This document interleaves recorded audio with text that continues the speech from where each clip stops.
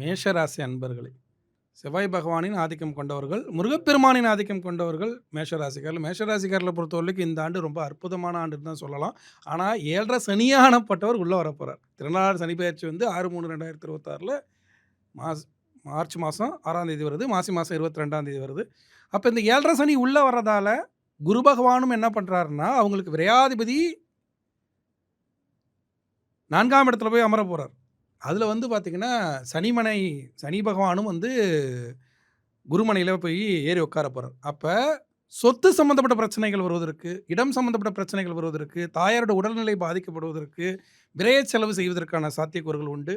அதே மாதிரி எந்த பிரச்சனை வந்தாலும் வந்து மேஷராசிக்காரர்கள் சமாளிச்சிருவாங்க. ஆனால் உறவுகளில் பிரச்சனை வரும்போது அவங்களால வந்து மனதளவில் ஃபஸ்ட்டு வந்து பொருளாதார இழப்பீடுங்கிறது வந்து பார்த்திங்கன்னா, இப்போ அண்ணன் தம்பி சண்டை இருக்குன்னா இவங்களுக்கு வரக்கூடிய பாகமானது குறையும் போது வீட்டில் பொண்டாட்டியே ஆட்டோமேட்டிக்காக என்ன சொல்லுவாங்க, உங்களுக்கெல்லாம் விட்டு கொடுக்குறீங்க அது இதுன்னு ஏதாவது சொல்லும்போது மனதளவில் ஃபஸ்ட்டு மனசை தான் உடைப்பார். சனி பகவான் என்பது போலீஸ்காரன் மாதிரி. அப்போ அவர் என்ன பண்ணுறாருன்னா பிடிச்ச உடனே போட்டு கும்பிடுவார். அதில் என்ன எச்சரிக்கையாக இருக்கணும்னா, எதையும் தெளிவாக சிந்திக்கணும். 7.5 சனிக்கு தொடங்குச்சுன்னா ஃபர்ஸ்ட் பாயிண்ட் என்ன அப்படின்னா, ஒழுங்காயிடணும். நீங்கள் ஒழுங்கு அப்படிங்கிற கேட்டகரிக்கு வந்துடணும்.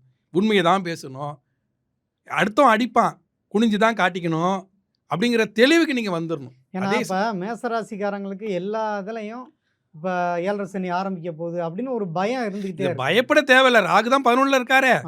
ராகு 11ல் இருந்து பல விஷயங்கள் உங்களை காப்பாற்றுவார். உங்களுக்கு வந்து பார்த்தீங்கன்னா நவம்பர் மாதம் 13ஆம் தேதி தான் 10க்கு போவார். 11-10ல் இருக்கும்போது பெரிய அளவில், ஏன்னா ராகுங்கிறது யாரு, தந்தை வழி பாட்டன், தந்தை வழி பாட்டன் பாட்டி அவங்க செய்த புண்ணிய கணக்கு உங்களை காப்பாற்றும். அதனால பயப்படக்கூடாது. பயப்படாம நீங்கள் என்ன பண்ணணும்னா தைரியமாக இருந்து, எப்பா எனக்கு இவ்வளோதான் வரும், நான் படிச்சிருக்கேன், என்னை எங்கள் அப்பா படிக்க வச்சாரு, அதனால் சொத்தில் எனக்கு கொஞ்சம் குறைவாக தான் கிடைக்கும், என் தம்பி படிக்கலை அதனால் கொஞ்சம் சொத்தில் கொஞ்சம் அதிகமாக தான் கிடைக்கும் அப்படின்னு யதார்த்தத்தை புரிந்து கொண்டு உண்மையாக நடந்து கொண்டால் இந்த ஆண்டு பக்காவான ஆண்டு.